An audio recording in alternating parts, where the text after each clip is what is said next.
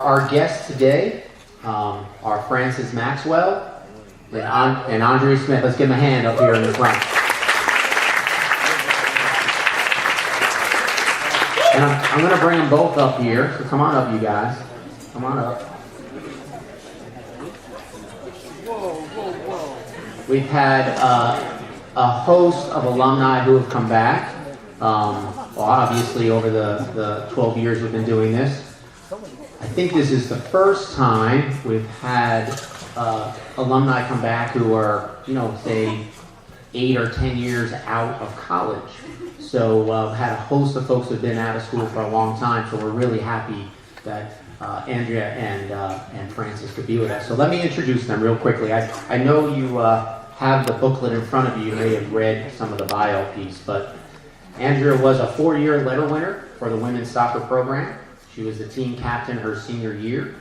She was named the SCIAC Athlete of the Week back in October of 2010 after she had 2 goals and assists against Soka University. She also provided a game winner against Laverne back in, do you remember that game winner against Laverne back in 10 there? I can tell you that our women's soccer program was not at the level that our women's soccer program is today. After obviously the ladies winning a championship this year. Andrea was part of that group that got this thing started, quite honestly.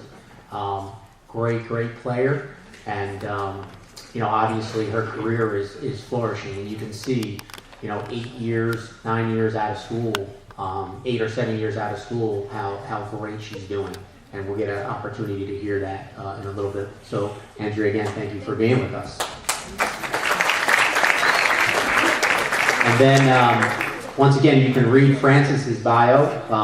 He tells me that some of the stuff we have, he doesn't even do any of that today, so we will hear from him in a bit. But I had the honor of having some real good conversations when Frances was here. He was a very fiery competitor, and some of those discussions were, maybe not of the best because of a red card or two he might have gotten in a soccer match. But I'm really proud of the things that he's been able to accomplish after he's left here. Just a little bit about Frances. He was also on the soccer team as a 4-year letter winner. I think he was captain 2 years, right, Frances? Were you captain 2 years, junior and senior year? Yeah. He played in 65 games in his career with 22 goals and 6 assists. During his time here, the men's soccer team qualified for the SCIAC tournament all 4 years that he was here.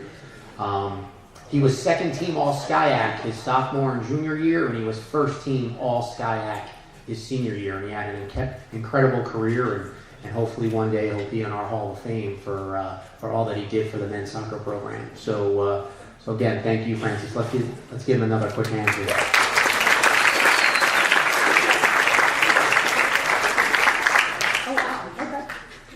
Okay, Andrea, you got it? Yeah. All right. Well, thanks guys so much for having me. It's so fun to be back and see some old friends and some old colleagues.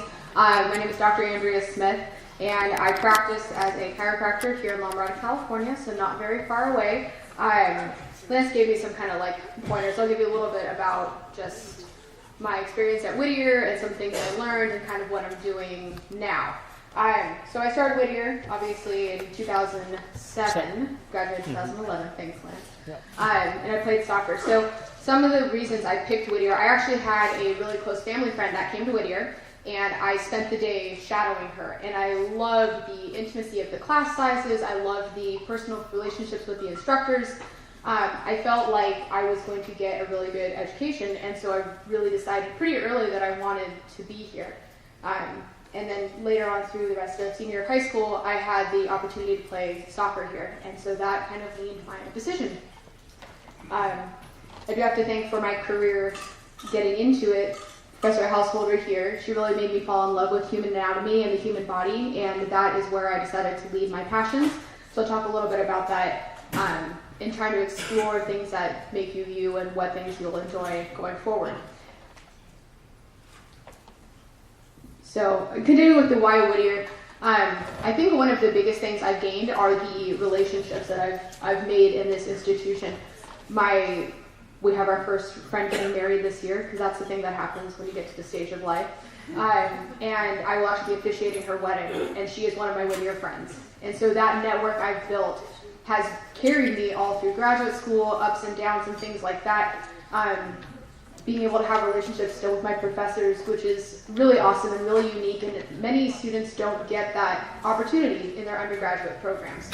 I remember working on my senior project and being at Professor Barlow's house and literally on the kitchen table mapping out everything I was going to do for that project. And you don't realize it right now, but how unique that experience is to Whittier. Many other schools, you're just a number. And coming from a program with students from all over the country and having all different types of educational experiences, that is something that's really unique to here. So really enjoy and savor those relationships and those moments.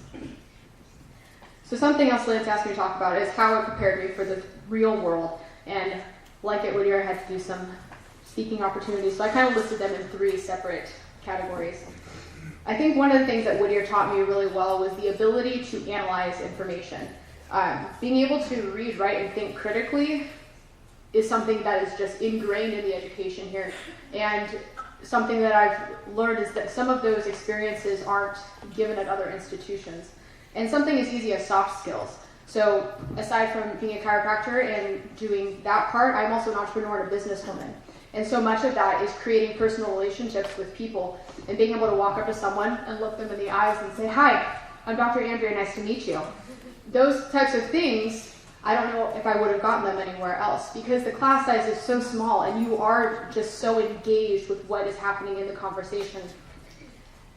Developing core concepts and using different applications. I'm going to kind of talk about this a little bit later, but some of those fundamental skills, like the soft skills, interpersonal relationships, that is everything you do every day in your daily life once after you finish school. So really being able to see things through a different lens and have exposure to different things is something that I think Whittier did a great job of allowing me to have. The ability to communicate, so public speaking. If you are in the younger divisions and you haven't taken public speaking, I highly recommend it. Not only for doing something like this, where I'm speaking in front of 150 people, but something as simple as communicating with 15 to 20 people in a smaller setting. Being able to, since we're talking about athletes, teamwork. Teamwork is part of business. If you're trying to develop a business and a plan, you have to have your team to support you and lead your team towards whatever that is. And I think part of that really did help me excel in my postgraduate work. I did graduate top of my class. I'm pretty proud of that. I was the only woman to graduate with honors in my doctoral program. So some of those skills and those dedication and those things I learned at Whittier is what helped me get to that level. And I think the biggest thing that I learned is being able to relate to people through diversity. You get exposure to so many different things, and the way that your curriculum is designed is to do that exactly, to have you learn about music of Latin America, or have Western Civ, or learn about the human body in a different context. I always bring this story up that my freshman year, we're selecting classes, and if you know, classes are like, when you come in as a freshman, just, everything's filled up and I can't get into the class I want. And so what was available was history of jazz. Has anyone taken that class with Daniel Lozano? Yes.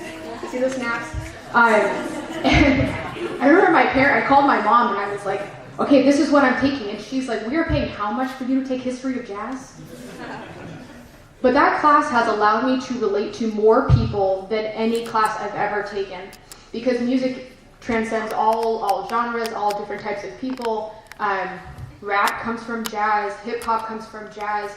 There's so much from that. And so when I have a patient in the room with me, I can build a rapport through music, and it's because of that class that I took.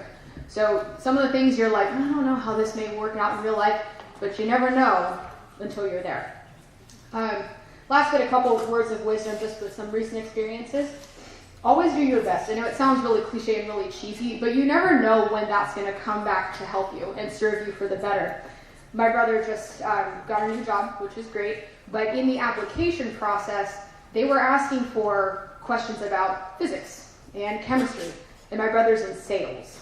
But he learned well in his high school education some of those core concepts, and he was able to apply for this job that maybe someone else wouldn't have been able to too because of those skills. Also applying back to school, you may think now, this is, I'm talking to the high achieving group, but maybe this class isn't as important or this grade doesn't matter as much, but if you're applying back to graduate school, you may not know when those things come into play. So always do your best, even if you don't think it's going to work out in the future. You never know what path life's going to take you on. The second thing is to know your value and your worth and to maintain your integrity. When you're going out into the world, some of you I think are seniors, there's a lot that you're going to be exposed to, and you're going to be pulled one way or the other. But maintaining what those core values are and what you have in your own skill set makes you unique and makes you employable or applicable for whatever position you're applying for. I would spend some time thinking about the things you've done at Whittier and in your high school career and list them out so that you have a better idea of what you think is important for you. And something that you may not think is important may be important to someone else. So being comfortable in your skin, confident with who you are, and maintaining your integrity when you're going out into the real world will help serve you well. All right, a little bit. My last one, too, is just to be persistent and don't give up. And again, that is really cliche, but it can be pretty tough out there, and you can feel like maybe not everything's going your way, and sometimes there's struggles, and that's just kind of part of life. But there's something out there that will help satisfy all of your needs, whether that's applying for school or applying for a new job. There is something out there that is going to make you happy. So sometimes you just have to be patient and persistent so that you can reach whatever that tier is.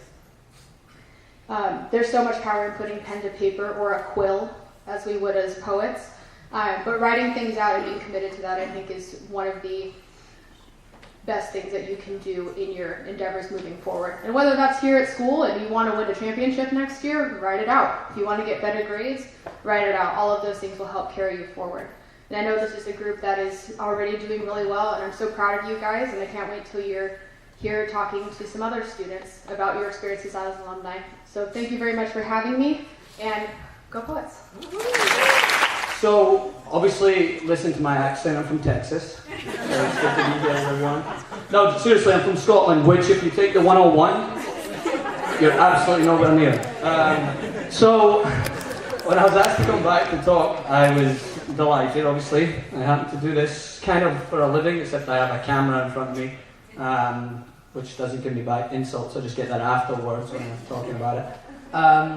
So I was trying to think about the best way to go about sharing my experience from Whittier. I mean, the first thing is, if I am talking too fast and the Scottish comes up, just let me know, because I'm experienced now, I've adjusted my accent. I think about 4 months into college, I had this very good professor. His name is Professor Morris. Is he still here? Yeah. Runs around with his Harry Potter outfit now and again. So I was in class and I was loving the class. I was trying my best to interact as much as I could. And I remember he took me aside one time. He's like, we have participation in this class. And I was like, yeah, I participate. He's like, I can't understand what you're saying. Noted. I'm in America. Okay, good. So I was here, graduated in 2014, played football, or soccer as you guys call it now. And obviously that was why I came. I came to play football. I had a spell in Scotland where I played. And I was always very passionate. Let's put it that way. We don't want to bring up records, Shay, all right? We don't want to bring up the red cards. I had more goals than red cards, which was a more important thing. But I was thinking I could spend all day talking about my team and the camaraderie we had. I mean, we had at some point we were so obnoxious on campus that everyone knew who we were because we would chant our way. We'd get chicken palm, right? Chicken palm day is the best thing about Whittier College. Don't let anyone tell you anything. Sorry. I'm not joking, it is. It's amazing. I used to, is Daisy still, I'm going to do this all day. She's still here? She had my number and used to text me when it was chicken palm day. Like, yes, Daisy. Solid. So, Daisy. So, afterwards, So we used to do everything together, right? Our team was, it was foreigners all over. It was English, Scottish, New Zealand, Italian, and that was the full mentality that we had on the team. So I could talk about that because we still do everything together. I mean, we just had a friend get married, as Trey says, that's the scary thing that happens. I'm not there yet. If anybody's listening in, my girlfriend is listening in. We're getting there, babe, don't worry about it. But we all got together and it just reminded me of what it was like to be on campus. But the more I get older, the more I realized it wasn't just a team, but that was kind of just a wittier mentality. We brought our own flavor to it, but there was so much that I learned from this college that I start to learn every day, and when I start to do what I do, which is thanks to Lance for getting my name right on the bio, but apart from everything else, I do still work for a company called the Young Turks, and they are a very liberal political movement, and I do videos for them, but the reason that I bring it up is because I never in a million years imagined that was what I was going to do with my life. I was a sociology major, minored in political science and English, and like many people, when you start to get towards that part, well, one, I was thinking about my getting thrown out of the country after this, and two, I need to have a job that I'm thinking about. But for some reason, I never panicked. And I don't know what that is. I think that might be because a lot of my professors here always had this attitude that there will be something there that you can do. Like there's something out there that you're going to be able to lend all those qualities that you had, whether it's on your team, leadership skills, courage, all that. Like there's a job out there that will allow you to apply all of that.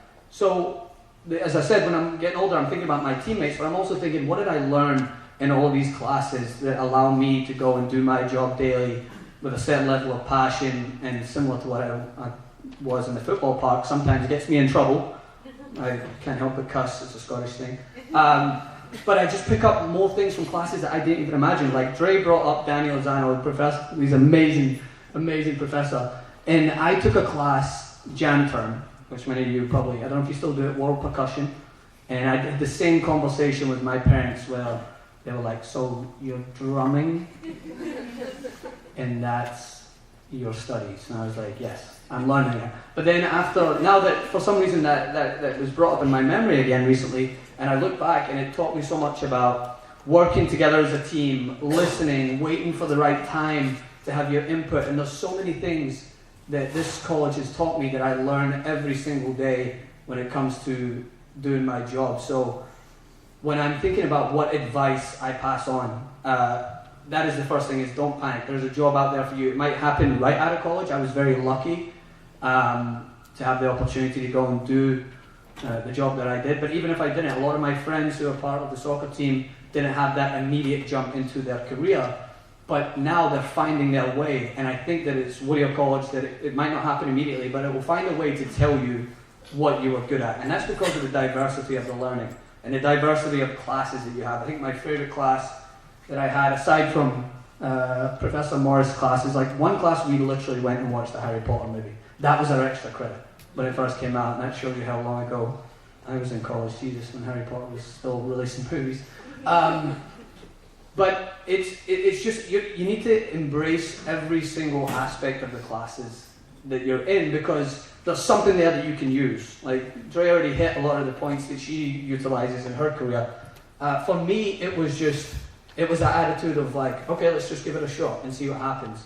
So to actually get to how I ended up in my job, they were advertising for a sales position, and you had to have 3 years experience. I wasn't even graduated yet. I hadn't even been out of college, but I thought, you know what, like, I've got an accent, sweet talk my way into anything. Let's see what goes here. So I went, and I met a salesperson there. I tried to talk about something, and he was just looked at me and he's like, "You've never done this before, have you?" I was like, "Absolutely not. I've not tried." But from there we got to talking, and he asked me about my what I did as my extracurriculars and all that stuff, and I said I played soccer, worked well as part of a team. I knew my teammates inside out. I knew what worked for them. I knew what helped encourage them, and he was drawn to it in a way that allowed him not to just dismiss me for the job, but ask me if I had like any aspect or wanted to consider doing something on camera or helping people who want to do more on camera work. And in that moment, I thought, okay, now all these lessons that I've learned in all these different classes, whether it's be world percussion or whether it's be a sociology class, started to filter in to this environment that I was in. And I was like, okay, now what can I do to utilize this? So I came back after that interview. They gave me a second interview, and I met with my professor, Professor Overmeyer, who's been an amazing influence. And I shared with her this wild like journey that I've been on, where I'm going to be asked to be on camera and talk. And she just reminded me that a lot of the things that I do in class, where I'm getting into debates with people and I'm pushing myself to learn more, that's all I need to do when you go out into the working world. It's just ask those questions, trust that all of the things that you've learned in college will suddenly find a way of becoming prominent in your life. And that's when I went back for the second interview. It was for a sports broadcasting position, and all I knew was soccer. And they asked me to do my first story was on baseball. And as you, baseball coach sitting right there, as you know, I never played in my life, and I had never had any idea, but I used intuition, and I kind of spark notes my way through it.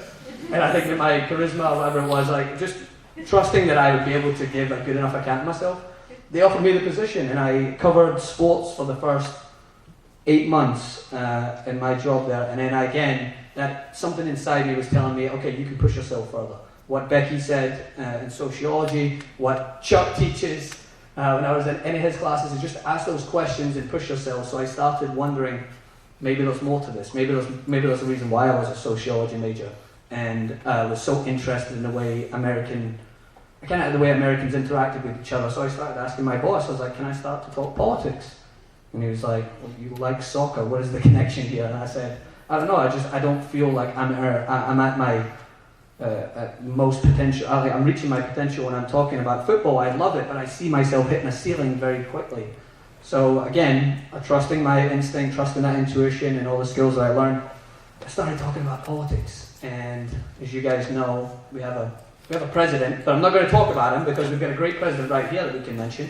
But from that moment, that really encouraged me to start thinking about the impact I have on others, and whether I can enlighten people and give them my opinion to encourage them to start thinking more so about just common interactions and how race plays a role in the society today and how class plays a role. And without going down that rabbit hole about what I do, it brought me back to my teammates, and it brought me back to what I learned in class, whereas I was asking more of myself, but I was also learning from all these people that I surrounded myself with at this college. And they gave me the foundation to really push myself and believe that there is a place out there where I can really offer something to this world. Because if you graduate here, number one, spend way too much money to not do something that you love when it comes from here. Because if you're working, then obviously you're going to pay back those student loans, but wouldn't it be better to pay back those student loans doing something that you love? It would be so much easier, and it is easier to do it that way. So I know you guys have class to go to, and I could do this all day, but I just wanted to learn, like, kind of feed you guys off with those lessons, and just trust that whatever you're majoring and the decisions that you've made so far, and the teammates and everything you're learning from each other, they'll find a way of poking their head. You just need to embrace those opportunities. So I'm thankful every day to the college that gave me this opportunity, Coach Shea as well, for leading me those years when I was going down that dark red card path. And that's about it. So go Poets, and trust that whatever you guys are wanting to do out there, you can do it. So it's been a pleasure. Thank you.